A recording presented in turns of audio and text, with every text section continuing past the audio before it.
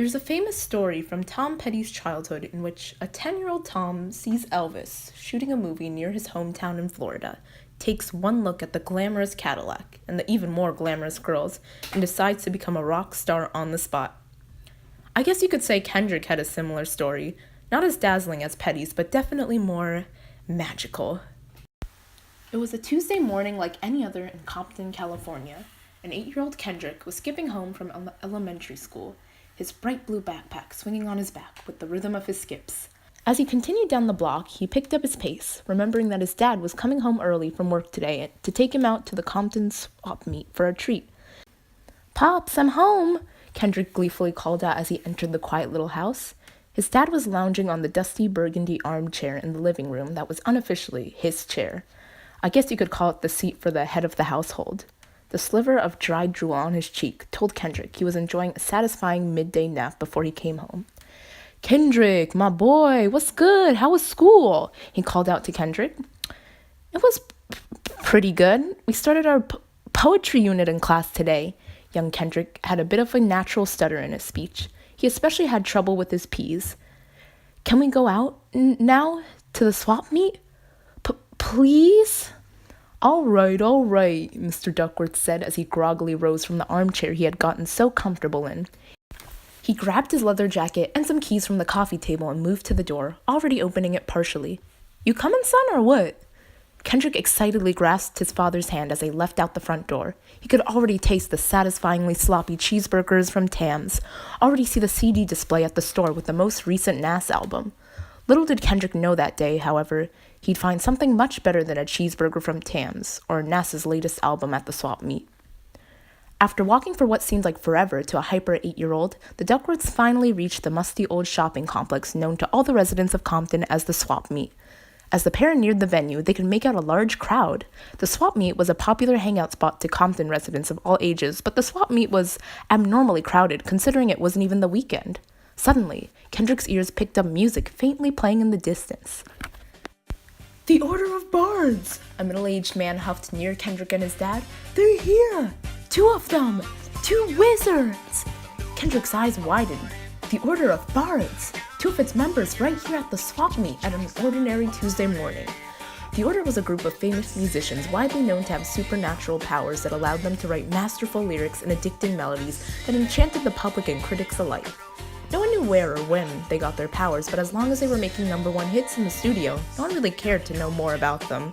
Kendrick felt his dad's hands reach down towards him as he hoisted Kendrick up on his shoulders. "Why don't we stick around, son, see exactly what's going down?" Kendrick's dad suggested. After a bit of maneuvering through the herds of people gathered up on his dad's shoulders, Kendrick got a clear glimpse of the action in the center of the parking lot that attracted everyone's attention, and what he saw was unforgettable. At the center of the commotion, 2 men were lounging around in a Bentley as music blasted from the car stereo and beautiful women stood around the car. The setting was perfect for filming a music video for a catchy single that would shake the music industry.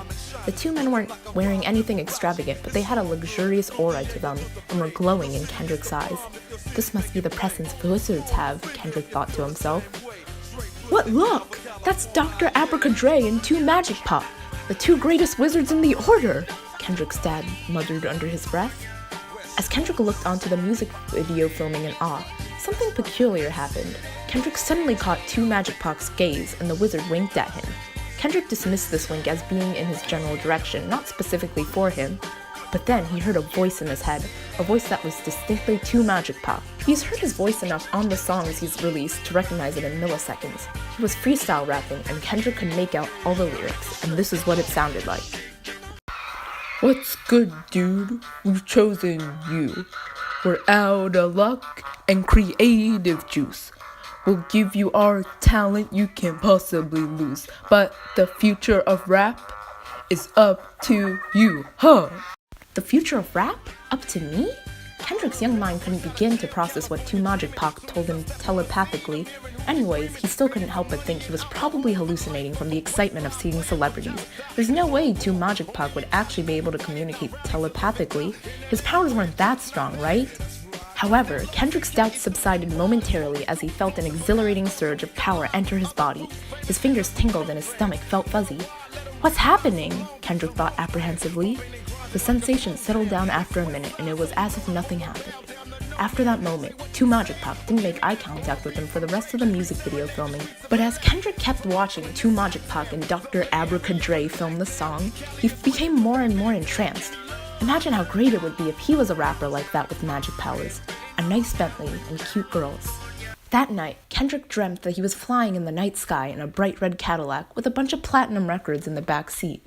He didn't think too much about 2 Magic Pac's message to him until the next day in class, though, when it hit him right smack in the face, or rather, right smack on his English paper.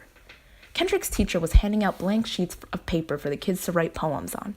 Kendrick was above average student in class, but he was particularly struggling during the new poetry unit. Kendrick was a quiet, introspective kid, teeming with ideas to express, but he could never find a way to write them down. He was expecting a 30-minute writer's block upon receiving the blank sheet of paper, but the second the paper touched the desk, his hand subconsciously reached for the cheap yellow graphite pencil on his desk and started writing like it was the last paper he'd ever write. His head felt light, as if all the ideas he wanted to express were magically flowing out of his brain and onto the paper. Magically, there wasn't a more perfect adverb to describe how he wrote the verses so freely. Kendrick's teacher walked past him writing away, glanced at his writing, and did a double take. "My, Kendrick, this is beautiful," the teacher sighed gleefully. "Now why don't you read this for the class?" Kendrick felt his stomach churn. Public speaking, one of his worst nightmares, partially because of his stutter. Okay, mostly because of his stutter. But Kendrick took a deep breath before speaking in front of the class and mentally prepared himself to accept that he would be a stuttering mess.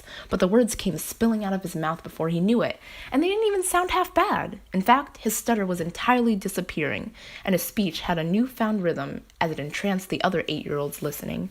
That was when it all came back to him, the magical sensation he felt writing and reciting the poem. 2 Magic Pac's message to him the day before. He was part of the order now.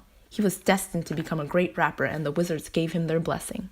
That day, Kendrick skipped happily back home from school with a gold sticker on his faded green t-shirt for writing an outstanding poem. He knew good things were yet to come for him, but he would have never guessed that his gold star on his shirt would be upgraded to a major label deal in 5 years, a gold record in 10 years, a platinum album in 15 years, and a Grammy in 20 years.